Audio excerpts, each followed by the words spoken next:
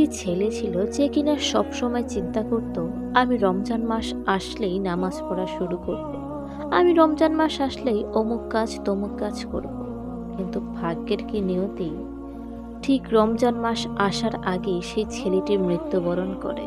সে নিজেকে ঠিক করার, তওবা করার এবং আল্লাহর রোজা বা নামাজ আদায় করার পর্যন্ত কোনো সময় পায়নি। মৃত্যু তার দুয়ারে এসে গেছে। কবরস্থানে সবাই দাঁড়িয়ে বলছে, ইস, ছেলেটি যদি রমজানের সময় মারা যেত তাহলে হয়তো সে তওবা করতে পারত। তার মৃত্যু যে এত সনিকটে তা সে নিজেও জানত না। তাই আমরা রমজান আসার অপেক্ষা না করে চলুন আজ থেকে নামাজ পড়ি, তওবা করি, কোরআন পড়ি, আমাদের জীবনের সব পাপগুলো মুছে দেওয়ার জন্য আল্লাহর কাছে কান্না করি। হয়তো এইবারের রমজান আমরা নাও পেতে পারি। তাই রমজান আসার আগেই আমাদের উচিত আল্লাহর ইবাদতে মগ্ন থাকা।